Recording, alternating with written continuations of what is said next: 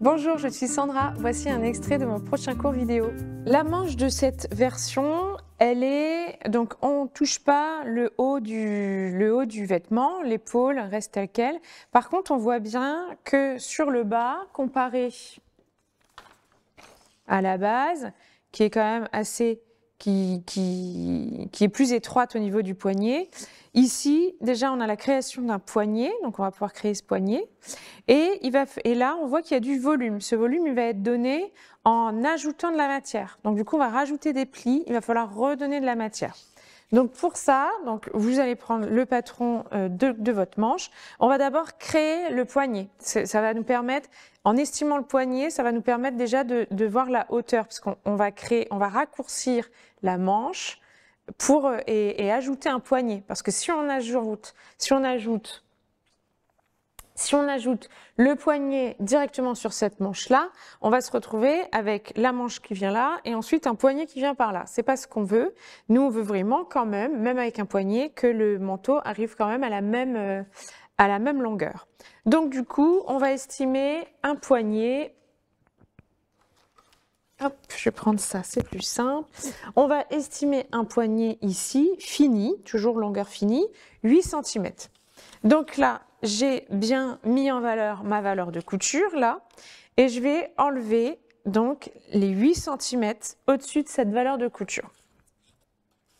Puisqu'on veut que le poignet fasse 8 cm de hauteur. Donc ces 8 cm, on va les enlever à la hauteur de la manche. Voilà.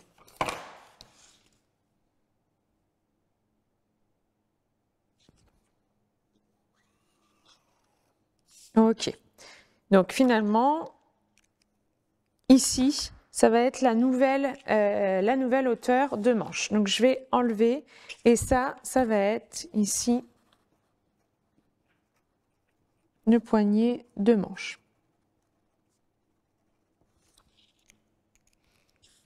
Donc je vais me débarrasser de cette valeur-là.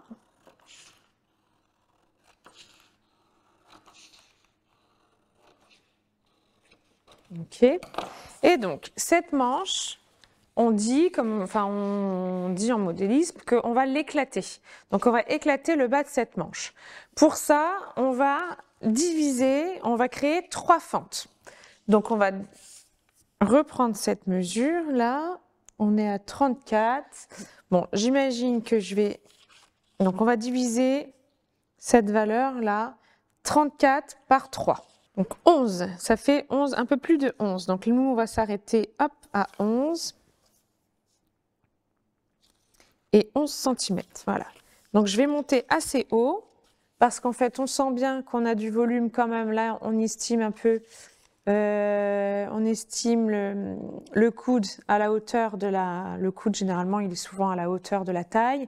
Donc voilà, on remonte un peu plus que le coude, un peu plus haut que le coude. Donc, mes fentes, je vais les faire perpendiculaires.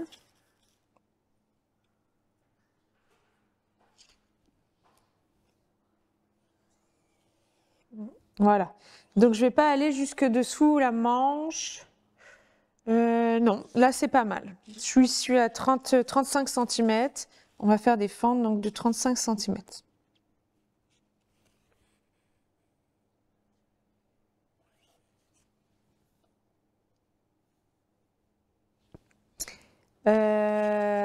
Alors, attendez, je dis des bêtises, puisqu'en fait, je veux faire 3 fentes. Donc, c'est par 4 qu'il faut que j'y vise, puisqu'il me faut 3 fentes.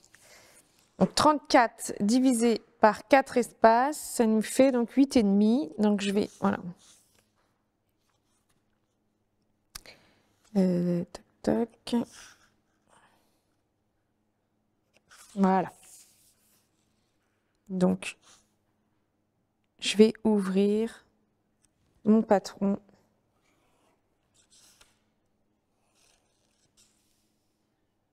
Cette ligne.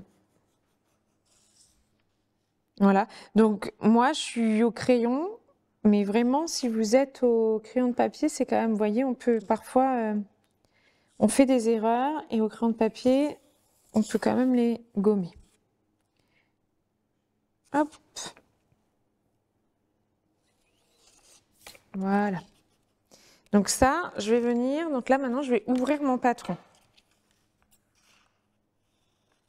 Donc j'ouvre sur 30 cm.